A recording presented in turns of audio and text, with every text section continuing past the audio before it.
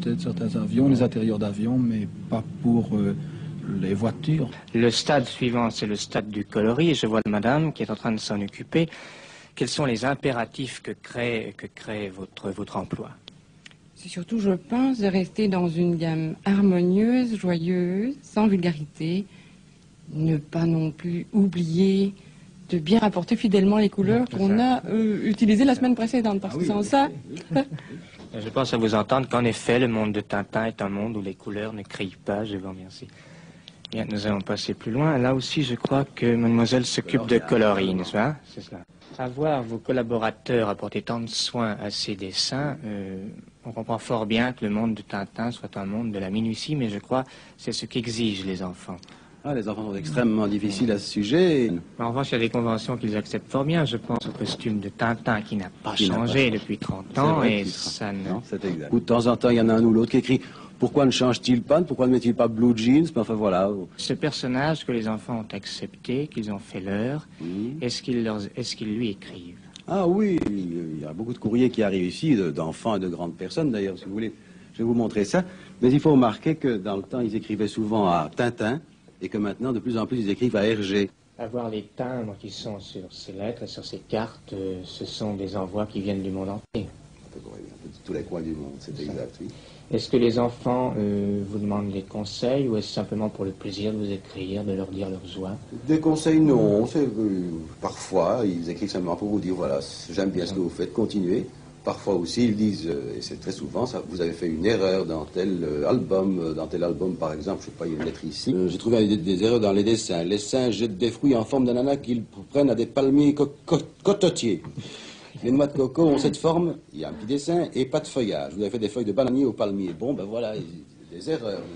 Ils signalent ça, ou bien alors c'est un monsieur, parfois un petit lecteur, mais alors c'est un monsieur, un spécialiste en astronomie, ou enfin en météorologie, comme je ne sais pas comment il faut appeler ça, qui vous dit, vous avez fait une éclipse, vous avez dessiné une éclipse dans le temple du soleil, eh bien votre éclipse est absolument fausse. De A jusqu'à Z, nous sommes là dans l'hémisphère austral, et votre éclipse est tout à fait à l'envers. Bon, ben voilà. Ce qui caractérise Tintin, me semble-t-il, c'est un petit monde à la Balzac, je veux dire qu'on y retrouve 1000 personnages. Pourquoi, à ce qui était à l'origine un duo, c'est-à-dire Tintin et Milou, vous avez adjoint le célèbre capitaine Haddock pour en faire donc un trio? Oui, ben, écoutez, il n'y a pas de raison préconçue, je n'y ai pas songé. Dans une histoire a surgi ce capitaine Haddock. Je vous soupçonne de chérir particulièrement ce capitaine Haddock. Je l'aime beaucoup.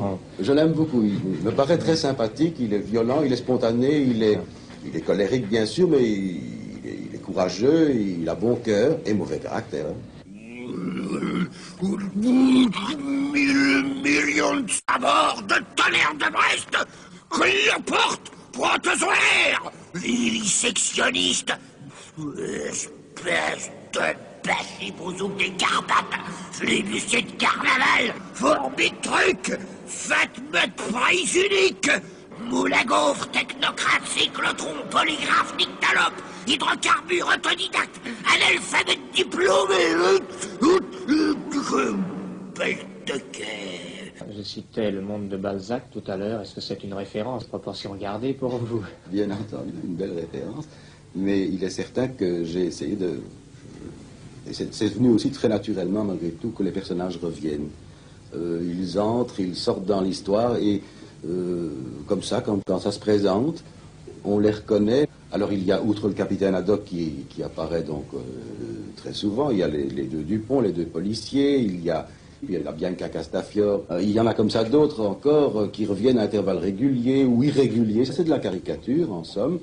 Il faut créer des types de colériques, des types de mauvais, des types de bons, des types de tout ce que vous voulez, enfin, qui sont très simples et qu'on puisse reconnaître immédiatement, comme presque dans le théâtre japonais. Il faut remarquer tout de même que ce monde comporte fort peu de femmes. C'est exact, c'est vrai. C'est un univers de garçons. Je suis parti avec l'idée, donc, d'abord d'histoire pour petits garçons, puisque j'avais été scout, je pensais aux petits garçons. Il semble cependant que, d'après la correspondance que je reçois maintenant, les filles sont en nombre au moins égal à celui des garçons, mais oui. Ce qui crée le succès, le personnage de Tintin. Et quelles sont les raisons de ce succès?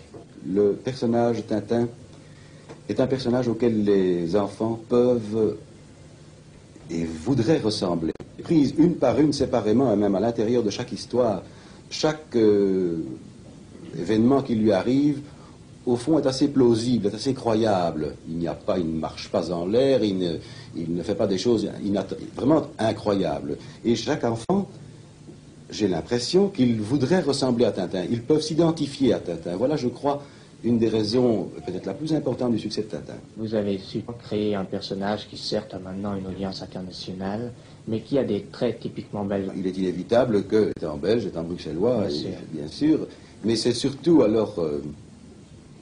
il y a les initiés, il y a les bruxellois eux-mêmes, ceux qui connaissent le langage, le slang des marolles de Bruxelles, qui peuvent, eux, savourer parfois certaines choses comme un langage spécial que je mets dans la bouche des étrangers. Qu'est-ce que c'est que les marolles? Les marolles, c'est un quartier de la ville basse ici où on parle, c'est un quartier très populaire, très savoureux, très sympathique, où on parle un langage très savoureux qui est fait de français torturé et de flamand également torturé.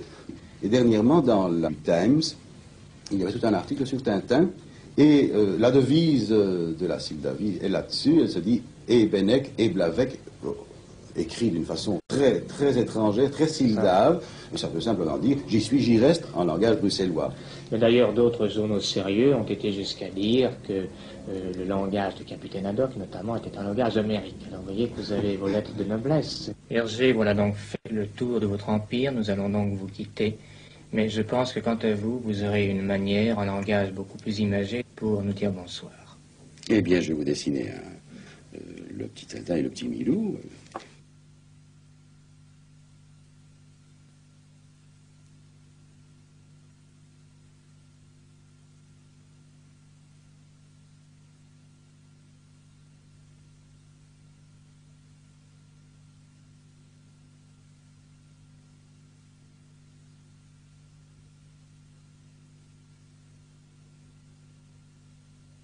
Pour mes amis suisses,